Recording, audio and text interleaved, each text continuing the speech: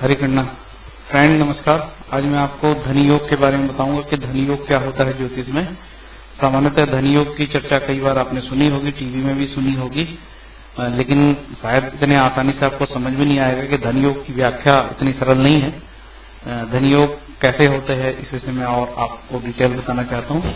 धनी योग बताने के लिए सबसे पहले बताया जाता है कुंडली में धनी योग कहाँ होता है। कुंडली में धनी योग दूसरा बोलते हैं धन भाव को। धन भाव ये जो द्वितीय स्थान, ये प्रथम स्थान है। प्रथम से लेके ये 12 स्थान तक है। पूर्व की वीडियो में बता चुका हूँ, इसकी डिटेल यहाँ बताना उचित नहीं होगा, नहीं तो काम की बात नहीं बता पाऊंगा। ये धन भाव है। इसी से मतलब इसका धन भाव के और क्या क्या कारण होते हैं, धन ही अकेले नहीं, और भी इसके दूसरे कारक होते हैं जो आगे मैं बता रहा हूँ।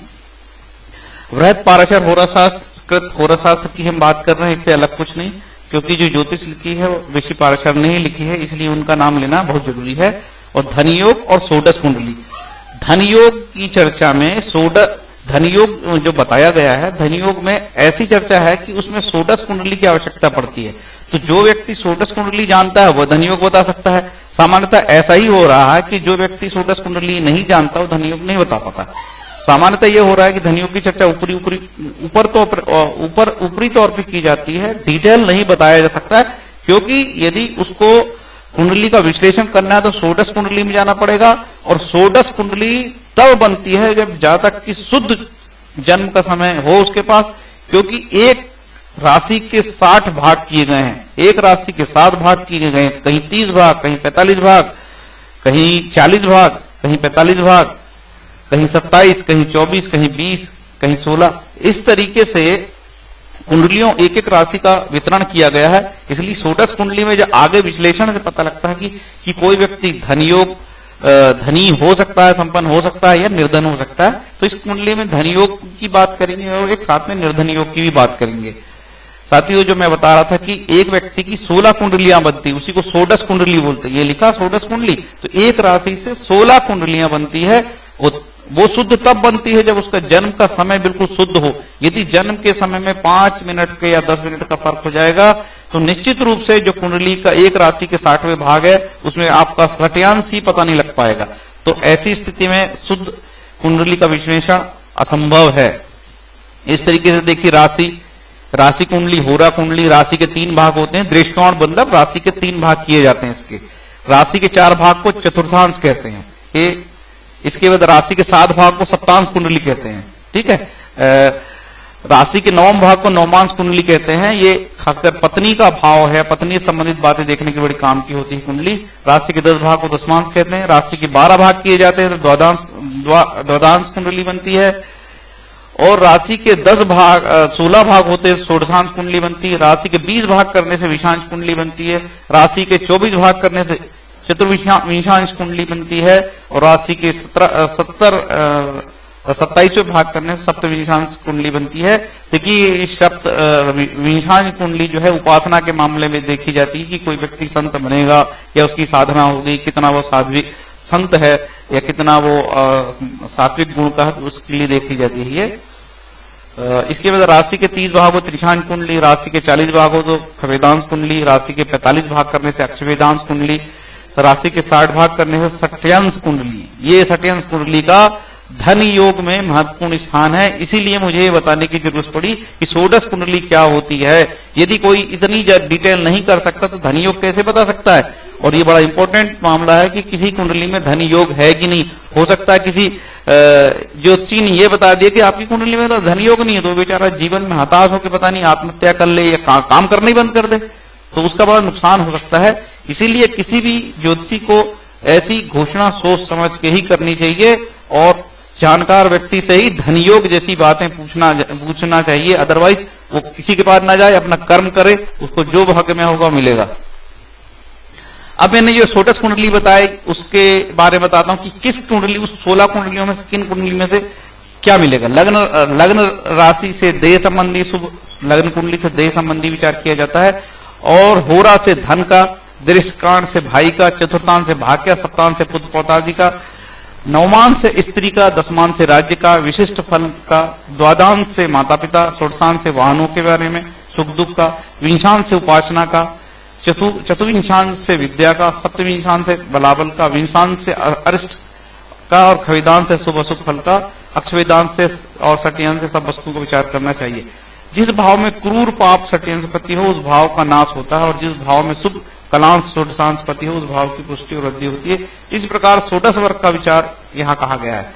ये जो षट्यंश है इससे सब वस्तुओं का विचार किया जाता है, तो धन योग में भी ये षट्यंश आता है बीच में, इसलिए आपको इसमें बताया जा रहा है। देखिए ये अब आगे जो बात चल रही है वो जातक तत्व में जो फेमस किताब है, और सबसे ज्यादा योग उसी में दिए हैं, और बहुत ही सटीक योग है जो बड़ी फेमस किताब है जातक तत्वम, जो पूरे भारत में और जहां जहां ज्योतिष की चर्चा है सब लोग इसको मानते हैं। और मान्यता प्राप्त बुक है, पंडित महादेव जी ने लिखा है इसको, जातक तत्वम धनाभाव।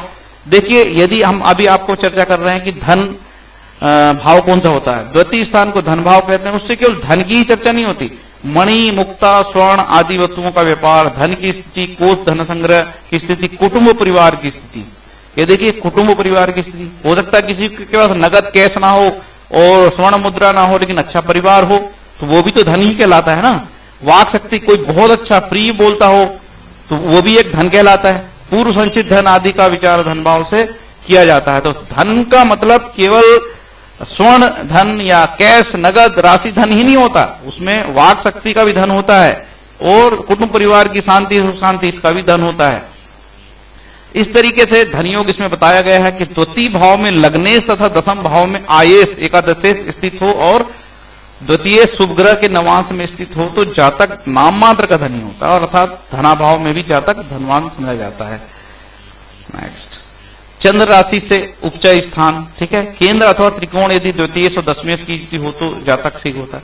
चंद्र राशि से उपचय स्थान तृतीय षष्टम दशम और एकादश भाव में यदि शुभ ग्रह स्थित हो तो जातक शीघ्र ही धनवान होता है। मैंने शुरू में ही आपको बताया था कि ये जो है उपचय स्थान में आपको बता दिया था, ये उपचय स्थान है, यहां यदि पाप ग्रह हो, यहां यदि पाप ग्रह हो, ओके।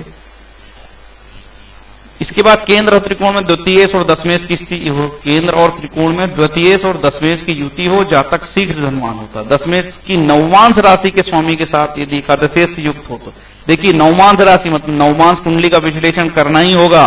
धनेश अर्थात द्वितीय से यदि का सिंहासनांशगत हो तो जातक शीघ्र धनी होगा। फिर आपको षोडश कुंडली में जाना पड़ेगा, धनेश से धनभाव के अर्थात धनभाव का स्वामी हो, ठीक। इस तरीके से चंद्रमा और मंगल युति युक्त हो तो जातक धन होगा। इस तरीके से ये जो योग दिए हैं तो कोई एक योग से फलित हो जाएगा कि सारे योग का फलित होना जरूरी है, क्या 50% का फलित होना जरूरी है, ये चीजें यहां पे नहीं लिखी है। यही एक बड़ी समस्या है कि कहीं खुलासा नहीं किया गया कि एक ही योग से हो जाएगा, कि आगे और भी योगों में ये सब चीजें फलित होनी चाहिए कि या 50 या 60% कम से कम इनमें से योग बनने चाहिए, तब आदमी धन संपन्न होगा। ये चीज हिडन है। इसी वित्त आय और लग्न राशियां अपने स्वामियों से युक्त हो तो धन की अधिकता होती है।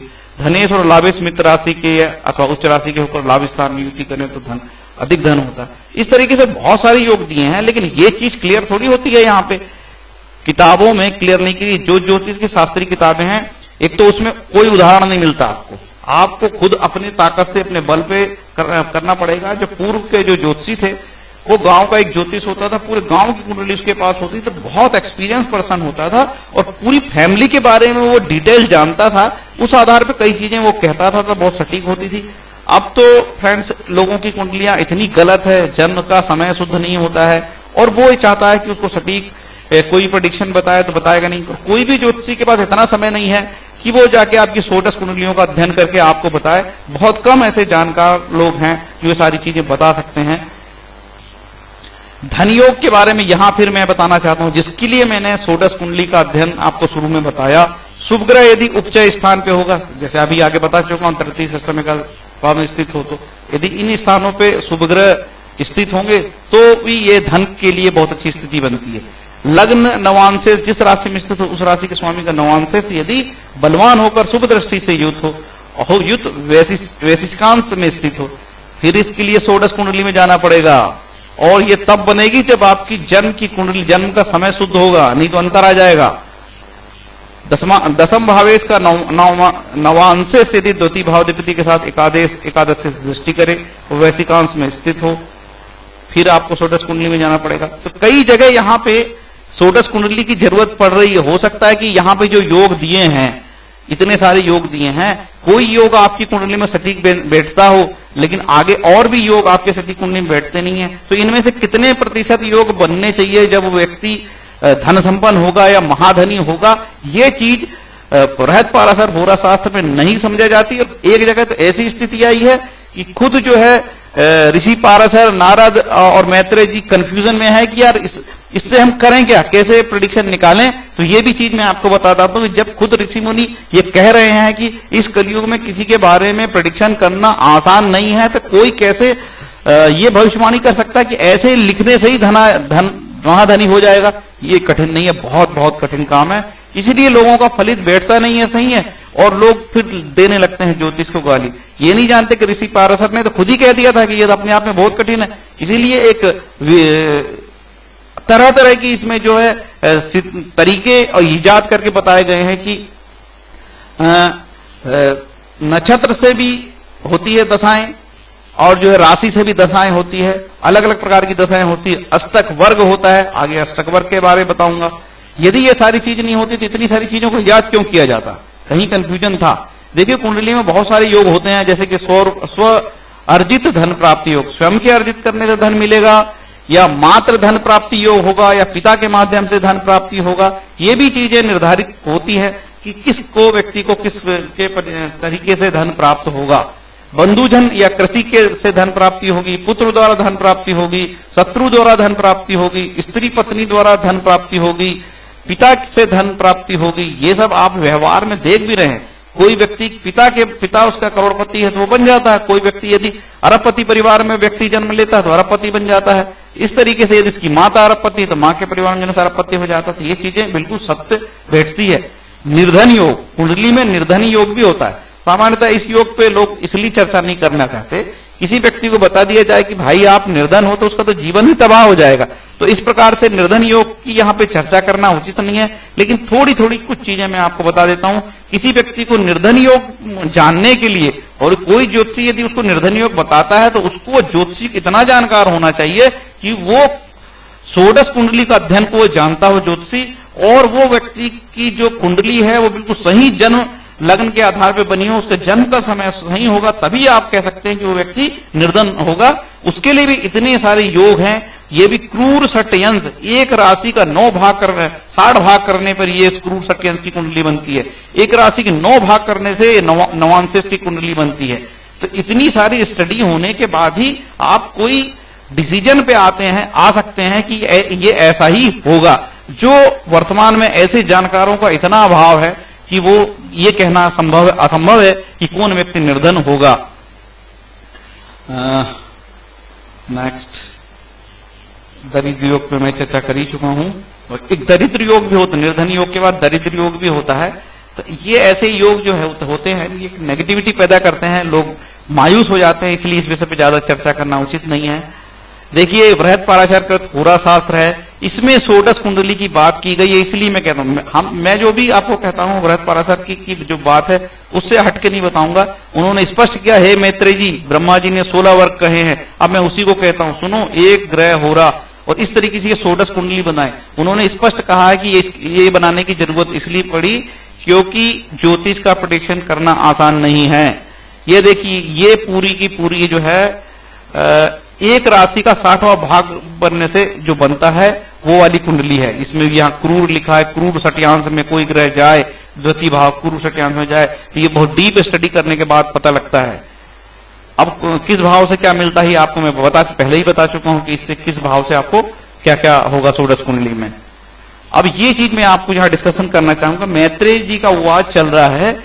मैत्रेय बोले, हे भगवान, आपने अनेक ऋषि और आचार्यों के संबंध ग्रह और भाव संबंधी फल कहे हैं, किंतु अनेक प्रकार ग्रहों की गति से अनेक प्रकार के फल मिश्रण होने के कारण यही फल ठीक है, ऐसा कोई नहीं कह सकता, क्योंकि कलयुग में पाप कर्मरत होने से मनुष्यों की बुद्धि मंद हो गई है। इसलिए अल्प बुद्धि गम्य जो हो जिससे तात्कालिक ग्रह स्थिति से मनुष्यों के सुख दुख की आयुर्दाय का स्पष्ट ज्ञान हो, उस प्रकार के साथ मुझे बताइए।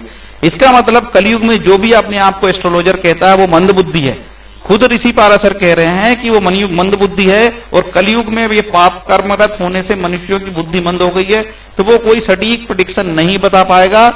इसीलिए इस बात इससे सावधान रहिए कि कोई व्यक्ति बहुत अच्छा ज्योतिषी है। कलयुग में तो श्रापित है ये विद्या। जब श्रापित विद्या है तो कोई व्यक्ति किसी के बारे में क्या भविष्यवाणी कर सकता है, आप बहुत अच्छे से जानते हैं। श्रापित, जब विद्या ही श्रापित है तो फिर क्या हो सकता है। नेक्स्ट देखिए, ज्योतिष के दो भाग बताए हैं ऋषि ने, सामान्य और विशेष भाग। अब सामान्य भाग से काम नहीं चलता तो उन्होंने विशेष भाग बताए और बहुत सारी एक से एक जो है ज्योतिष की सूक्ष्म गणनाएं की है, और ज्योतिष की कालचक्र दशा और जो है राशि की स्थिर दशा और जो राशि की दशा भी है और नक्षत्र की दशा भी बताई गई है, जो आगे आपको इस विषय में मैं चर्चा करूंगा। इस तरीके से इतना करने के बाद कोई ये कह पाता है कि जिस कुंडली में धन योग है कि निर्धन योग है, ये अपने आप में बहुत बड़ा डिसीजन होता है। फ्रेंड्स, ये मेरा वीडियो आपको कैसा लगा? यदि मेरा वीडियो आपको अच्छा लगा होगा तो आप मेरे वीडियो को लाइक करिए और जो है मेरे चैनल को सब्सक्राइब करना ना भूलें। हरे कृष्णा। Thank you.